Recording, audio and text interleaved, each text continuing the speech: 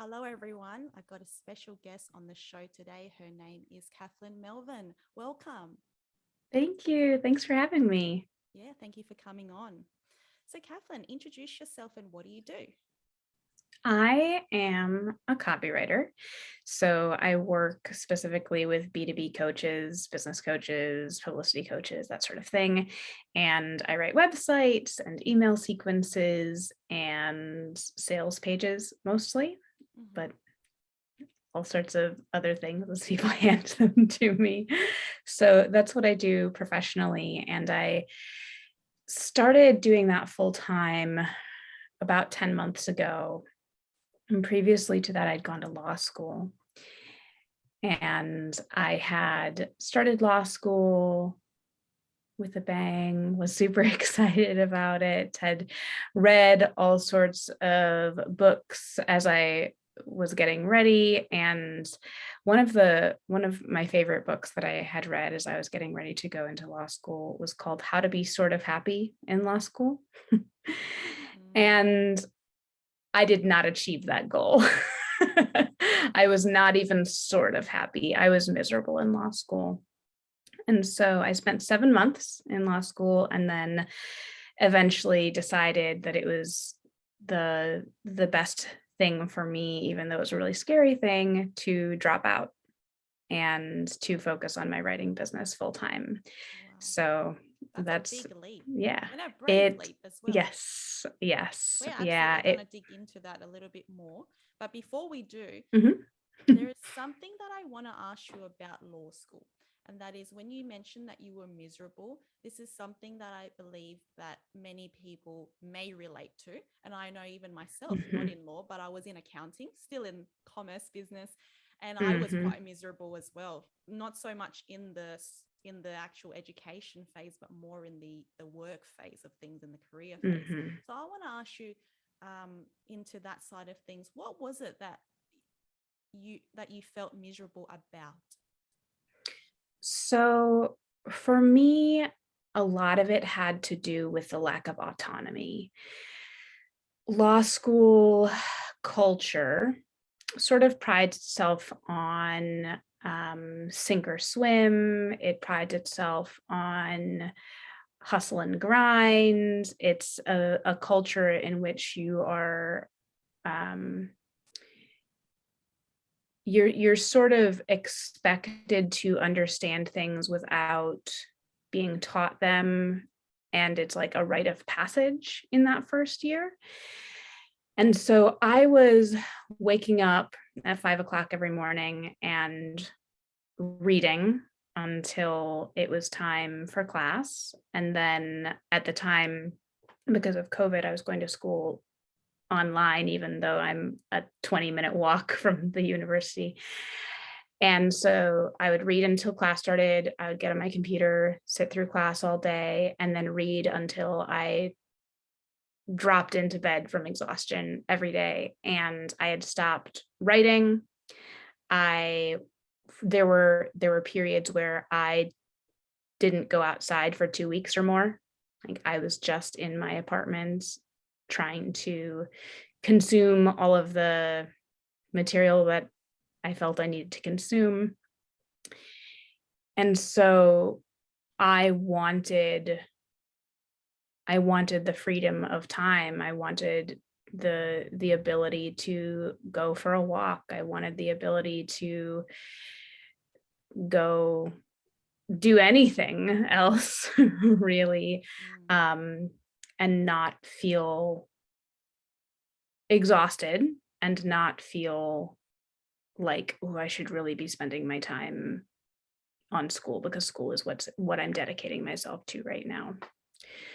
So the the difference between that experience and then when I dropped out and started running my own business um, was just massive in the area of flexibility. yeah, particularly, I mean, if you're starting your own business and all that, there is a lot more time flexibility, yet you have to Hmm. learn to allocate that time and what you Yeah. do with it. Hmm. I want to go to the decision to drop out. that's a Yeah. huge decision for, especially Yeah. well, not only with law, just many things, but particularly like Mm-hmm. as law is seen as, you know, one of those like highly committed degrees that someone Mm-hmm. would venture on, and it's also quite prestigious in its own right. That is a big decision. So Yeah. share with us, like, what are the steps or the things that really led you to make that decision concrete? Yeah. So you are absolutely right that it is like a big, heavy, like weighty decision.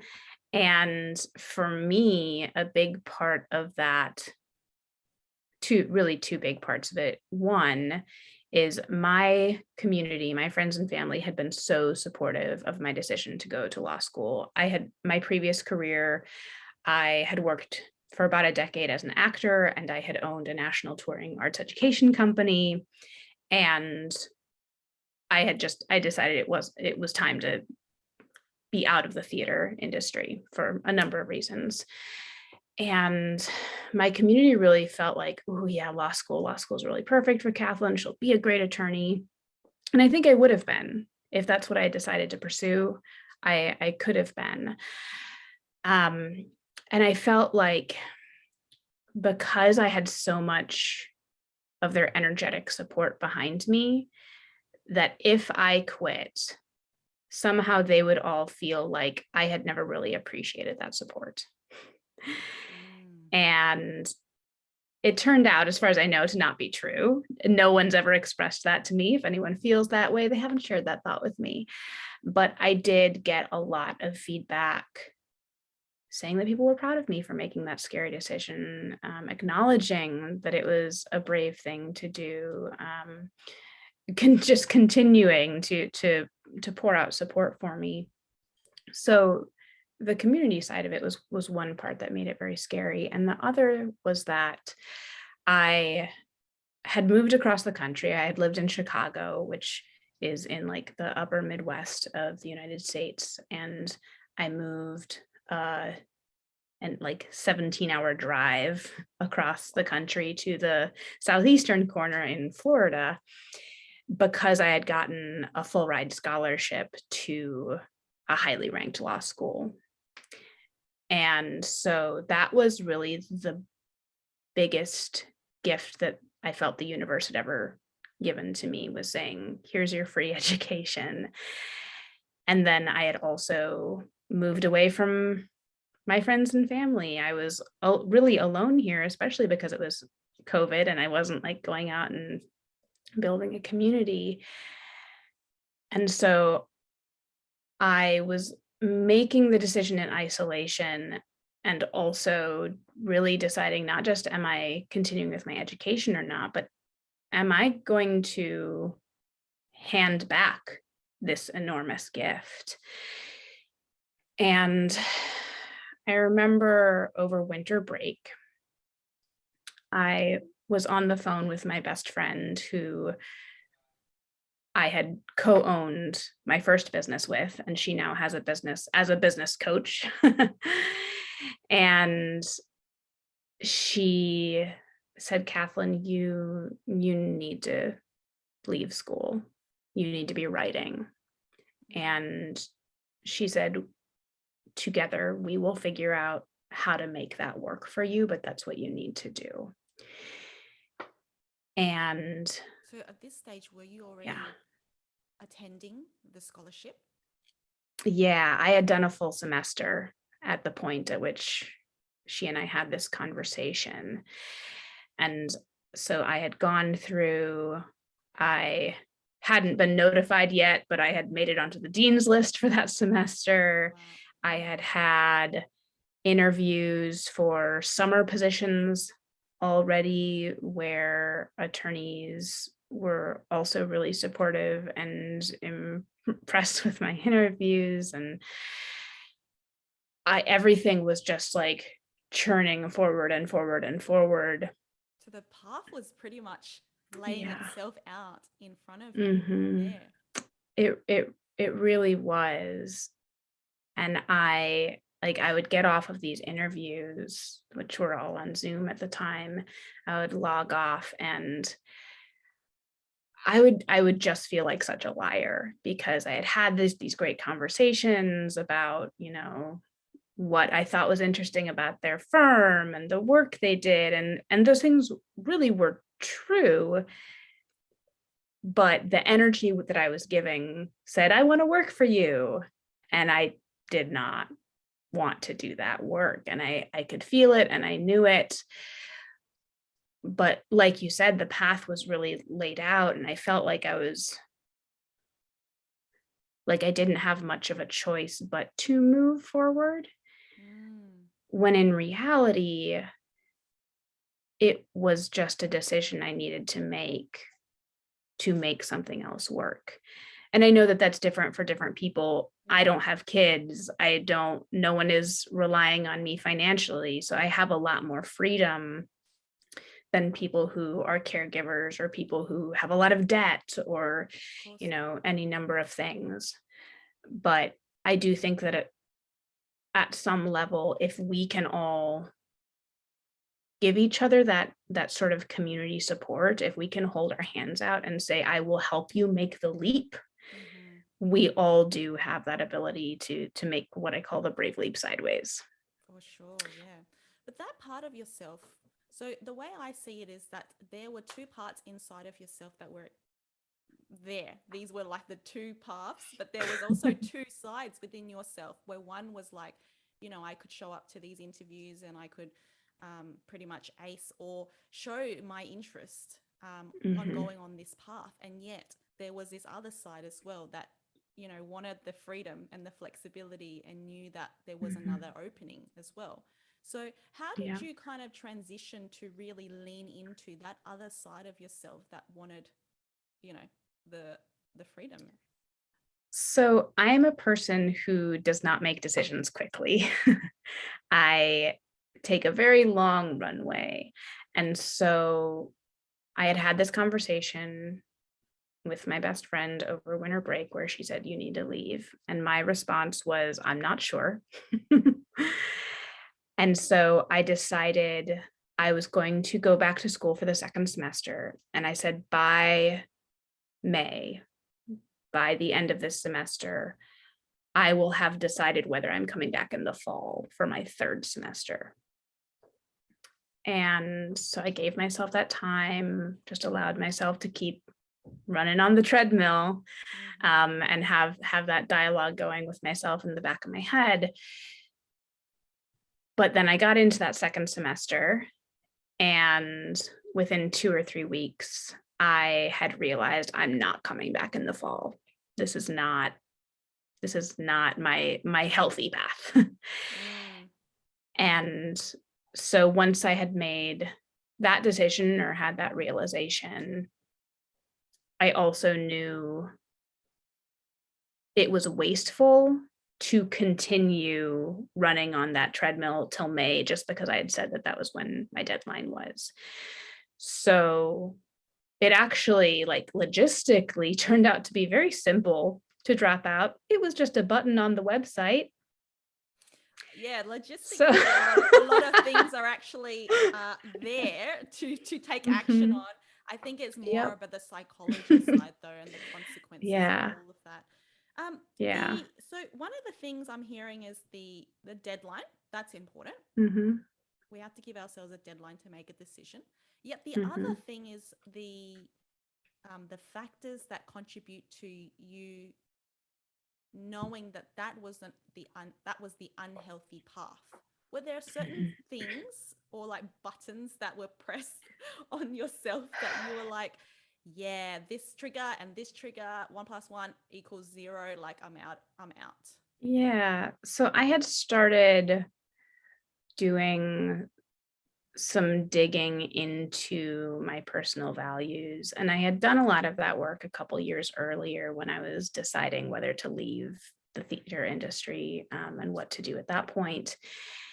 And so I returned to some of those questions and the types of journaling and things that I had done for myself, and I realized that one of the values that I hadn't identified previously, but that is really important for me and my emotional health, is the value of calm.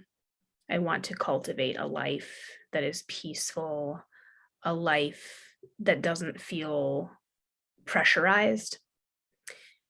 And that was a really big element of looking at what my life would be like as a practicing attorney, let alone the next year and a half of law school.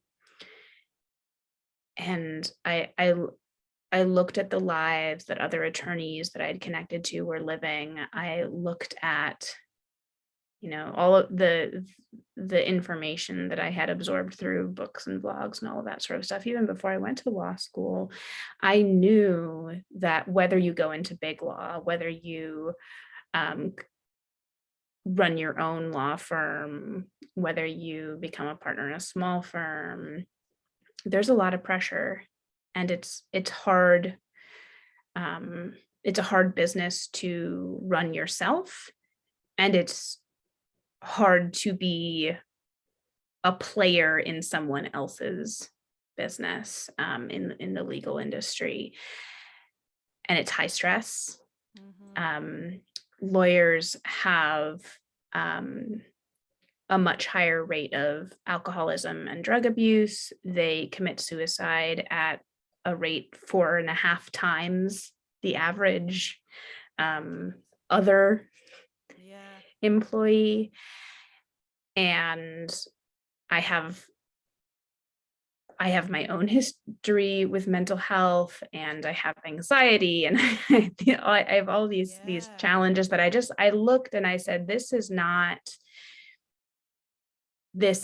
healthy. What is going to be healthy is finding a way for me to live peacefully, to support myself and things like my anxiety, and not to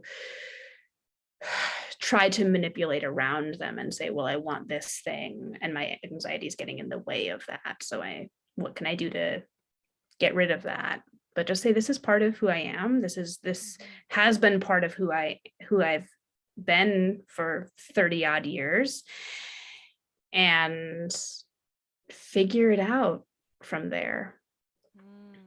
Yeah, I can see that's like hugely a conflict in terms of, if that is like one of your higher values, then like it might be the complete opposite, or somewhere on the degree within that career as well. So in your opinion, I mean, like you hadn't gone that far and deep into it yet at that point, but in terms of from what you've experienced, how do you find the calm within the chaos of my own business now, or in life in general? Or whether it was when you were in that environment before, whether it's like going through the education, you're still feeling the pressures in different ways, and obviously for yourself, were you able to find the calm amongst all of the pressure that you were under? In some ways, yes, and in some ways, no. But ultimately, the ways that in which I couldn't weighed very heavily on me. So in my business now, I work from my bed a lot. I like soft, cozy spaces. I told you before we got on our call and started recording, I have a fuzzy blanket on my lap right now. I started the call with a fuzzy cat on my lap. And so things like that I was able to do when I was in law school. I would read in bed, read on the couch, read outside, which is not fuzzy and soft, I realize, but is also a place where I am energized. And so things like my physical surroundings when I was studying, I could control, and to a certain extent, because I was zooming into the classroom, I could also, have a fuzzy blanket on my lap. I did not zoom from my bed, but So in that sense, yes, but the real like chaos of school for me was the rate at which things were coming at me, and we were expected to just jump. Um, in school, you get a syllabus, you get the curriculum, and it says these readings on these days. Cool, I'm going to plan my life around that. But that's not how it really worked for most of the professors. I did have a couple professors who really honored that. This is what I told you to read for this day. Cool. Here's your 40 pages. I'm not going to add to that. And then I had other professors who were just like tearing that syllabus up every other day. And I was like, I can't prepare, because there was physically too many hours of reading to be able to say, it's Tuesday, after class, I'm going to do the reading for Wednesday. So I would spend between 7 and 10 hours each weekend day doing schoolwork, so that I was far enough ahead on Monday and Tuesday that I could do Wednesday and Thursday and Friday's reading during the week. Reading and other related tasks. And so that really caused me trouble. And then I had professors that did things like, when I emailed with questions, told me that I was asking them to do the work for me. And that sort of response. And my self-image is that I'm a very hard worker, that I rise to challenges. And so to have people basically like shoot me emails that said, Cathlyn, you're lazy. It did not change my vision of myself. It changed my vision of the environment that I was in. And so, yeah, there were just a lot of different pressures that I was not interested in sacrificing myself and my health to deal with. Yeah. And I mean, going through law school and your experiences, that would pretty much give you a snapshot of your career as well, because that pressure, even though it comes in different forms, it's still pressure as well. Yeah. And it's the pressure of the industry. Yeah. It's very normalized. Law school is trial by fire. You graduate. If you pass the bar, you're a first year attorney, and that's trial by fire. And it's just this culture of like constantly having to earn your place. And I don't want to earn my place. I want to walk into a room knowing that I've done the work, that I've prepared, knowing that I have value inherently, and not receive side eye because I look young, or because it's my first year practicing, or my fifth year practicing, or any of that sort of stuff. Yeah. Because that really is a valuable point in terms of like, you don't want to earn your place, but you want to own your place, or at least own your space as well of the work that you've done. And when you do go on the chase of just wanting to earn all the time, that can have a lot of different mental health effects. As well, and I think too, like, I'm not against earning my place or asking other people to earn their place, but when they've done the work to earn it, I am going to accept that they are here and that they've done that work. And I think that the culture in school, and from what I understand from practicing attorneys in firms, is you just have to you just have to keep grabbing for more and continue to prove yourself after you've really earned, after you've done that work to be in the space. Do you feel that there's a sense of not enoughness constantly because of that? Yeah, I do think so. I think especially for women, and I don't think that's just in the legal profession. I think that's across the sort of corporate world, that we feel like, well, maybe it's not enough. Maybe I thought I had done the work. I thought that I earned my spot here, but nobody's treating me like I've earned it. So now I'm second guessing myself. And I think that that's a really dangerous place to be. Because then you could self-minimize in Mhm. in when the opportunity presents itself as well. Yeah. Instead of stepping up, you can go in that Yep. other side. Absolutely. I want to move the conversation over to the leap. So you mentioned about dropping out. So you've clicked the button. How did you feel when you after you clicked the button? How did your feelings change? You know, I think that by the time I actually did the physical clicking of the button, I was very solidly, I had actually waited to do the formal clicking of the button because I had emailed my dean of students just to let her know I was going to do that. And she had said, well, let's talk.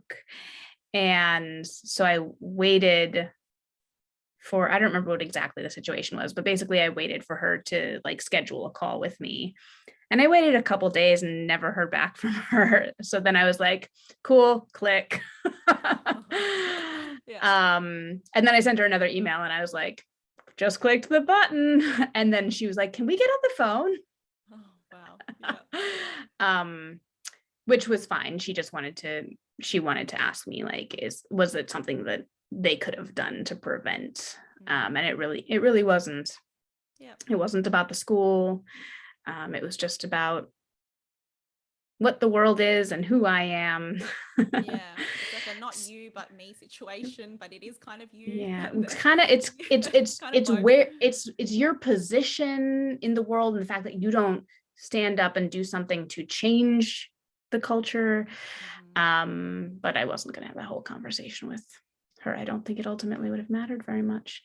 But yeah, so I think when I clicked the button, I was just like, okay, we're starting the next thing. I had already been working as a copywriter before law school, just as a side gig.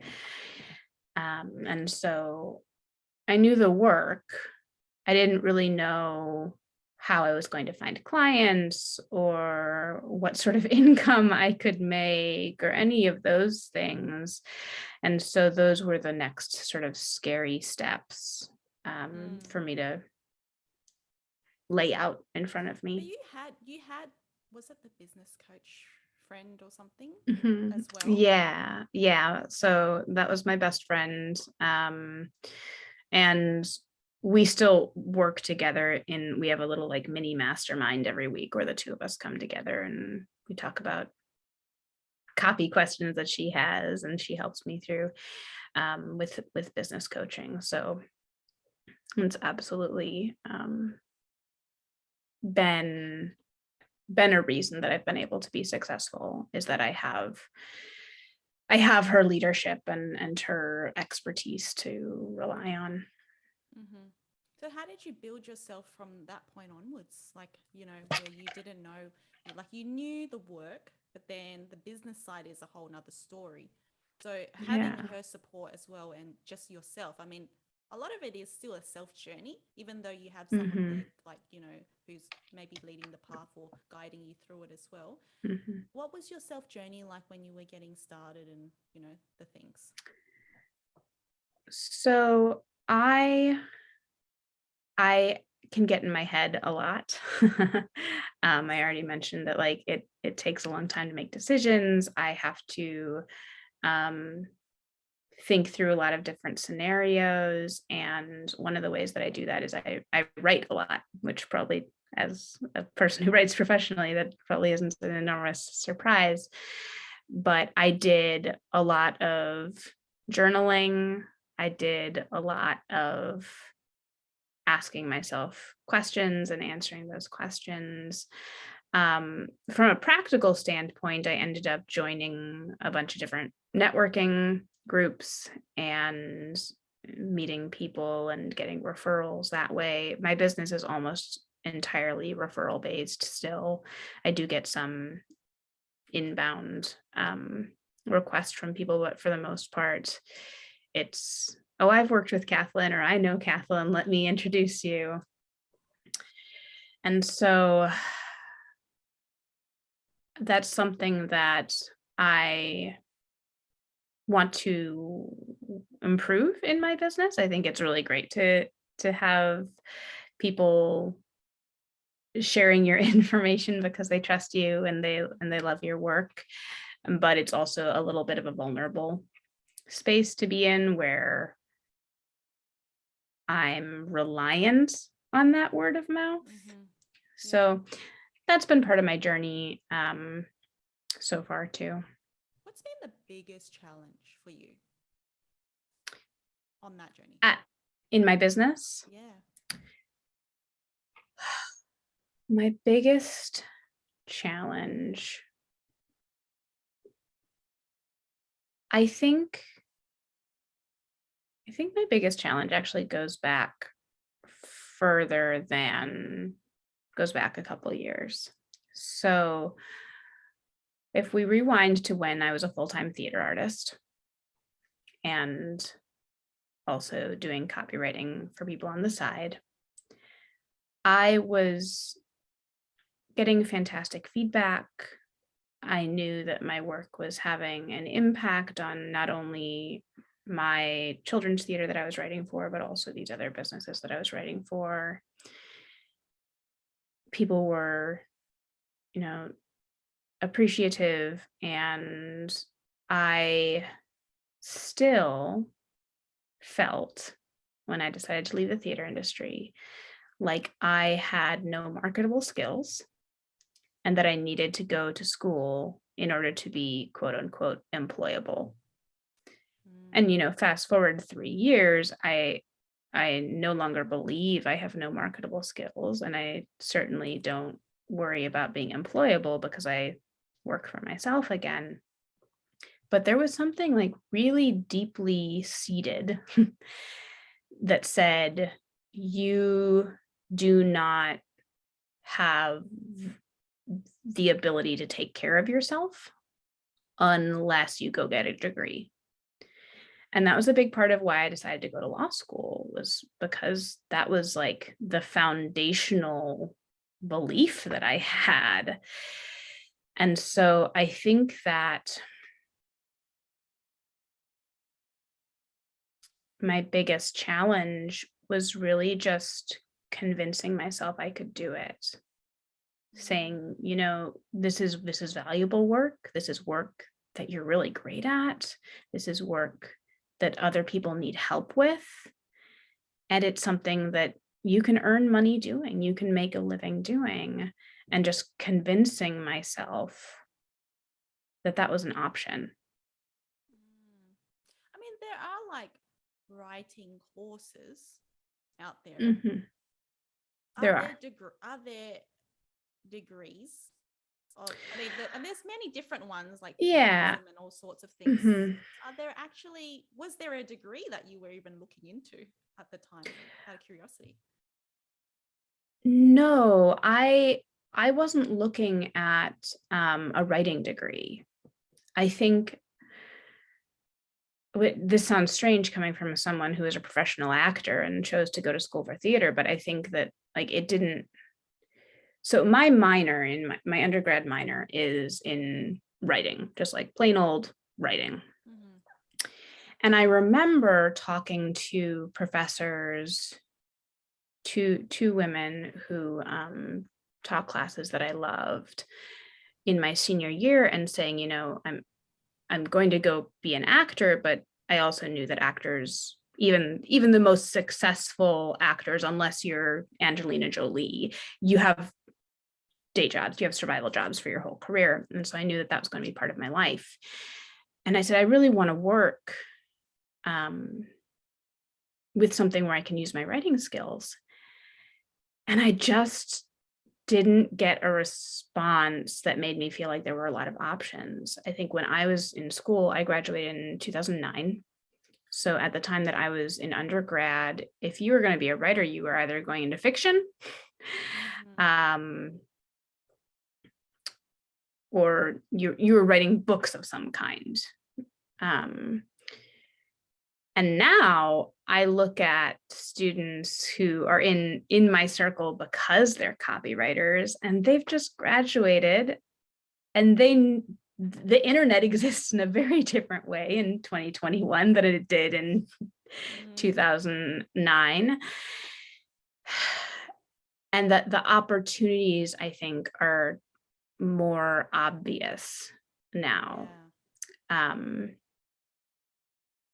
Depending on demand, because it's all about the Mm-hmm. demand as well for the services. Yeah. I mean, when I graduated, like if you were talking about a blog, it was like a plain text,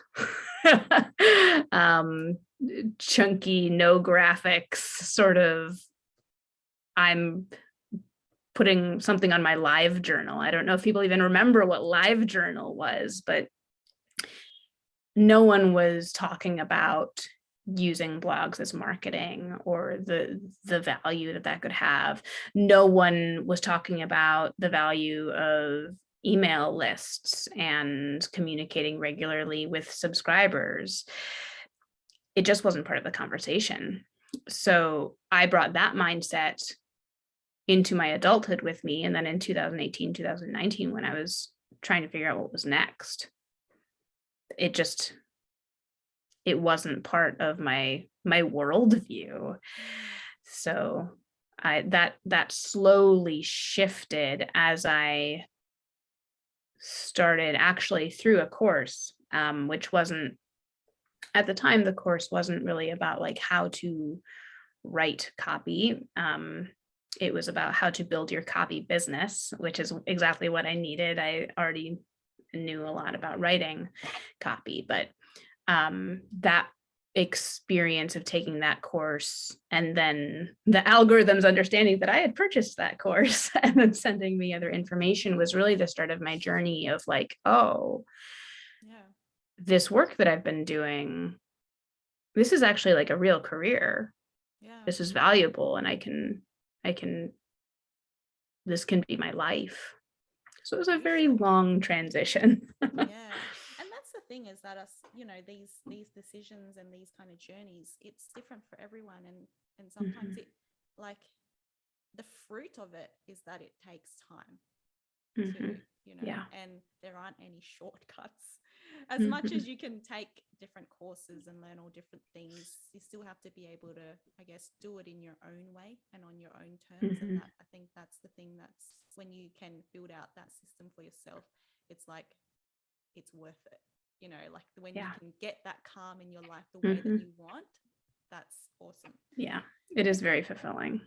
The convincing side as well. How did you shift that? Like, obviously you recognized it, of convincing yourself, without the degree, is this legitimate? I've been through it myself as a coach. It's always that thought of like, do I go and study psychology and put myself through like, the 4 years and do all these things and go clinical, or like, is this legitimate, the work that I'm doing? So it can come up for in different industries for different people in many ways. That convincing side, how did you shift that for yourself, or start to actually embody and believe that this was quality work and important? Yeah, because for me, it was never really about like, is the work legitimate? I knew that it was work that had to be done. It was work that I had to do for my own company. Other people clearly have to do it for their company, and sometimes they hire people. But for me, that convincing was really like,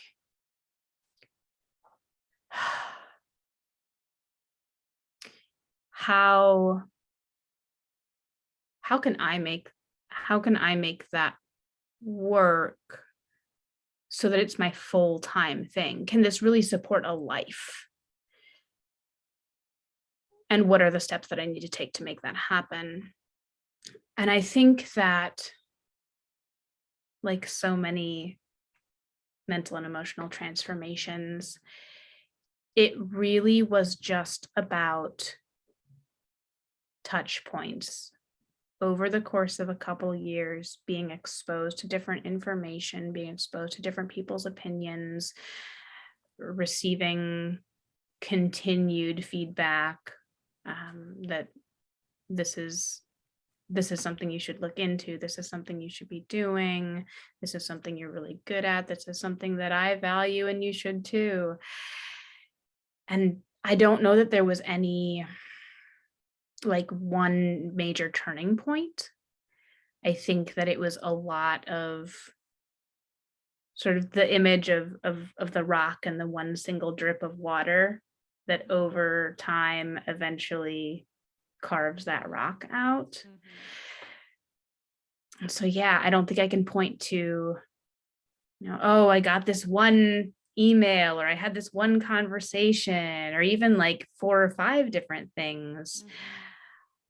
It was just the universe sending messages, nudges. Effect. Yes, absolutely. Yeah. Because like it does take a bit of convincing of ourselves to be able to go around and I guess collect, or like you said, the touch points, and then putting them into, making them make sense for us. And just as you go along and you get more of it, it's more validation that like, yes, this is how I want to take it. This is where I want to take it. Yeah, this is the right thing to be doing at this moment in time. That's beautiful. And I still, it's been 10 months since I dropped out, and it's dropping out of law school was one of the best decisions I've ever made in my life. And I am so much happier, so much healthier, enjoying my work, enjoying my life in a way that I don't know that I ever would have had I continued on that path. Yeah, that's beautiful. At the moment, where are you now in your journey? Like, what are you working on? So I have 3 avenues that I'm working on for 2022. One of those is my copywriting, writing websites, email sequences, sales pages, and other things. One of them is early next year, at the end of January, I'm launching a live course where I will take people through what I call the purpose pyramid. And that's really helping them evaluate and prioritize their values, their vision, and their mission, and then teaching them how to casually and seamlessly integrate all of that information into their sales copy, into their marketing copy, because especially in the last 2 years, we as a society have become really focused on values and not just monetary value. So whether you are talking to your potential clients, whether you are talking to potential team members or current team members who you would like to keep, or investors, they're all going to want to know about what you stand for and how you show up in the world. And it is so much more powerful to be able to, kind of like what we talked earlier, just like drip that into different points of communication than just say, this is my vision statement. This is my mission statement. No one really cares about your official mission statement. It's good to have one. It's fine. But you need to learn to talk about it in a way that's natural. Like you and I had a whole conversation today about the fact that I value calm in my personal life and my business life. That is something that is really important to me. And so that's avenue 2. Avenue number 1 is my regular copywriting. Avenue 2 is that course called Total Alignment that I'll be launching at the end of January. And then the third thing that I'm doing next year is I've had some people reach out to me to coach them for TEDx. So I just did a TEDx talk earlier this year. called The Brave Leap Sideways, which is about all of this and that values-led journey to find my next right path.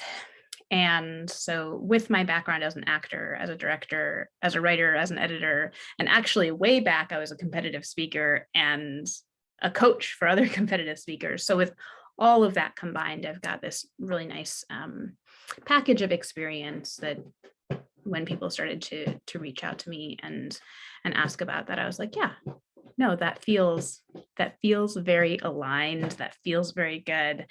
So that's the third thing that I'm pursuing next year.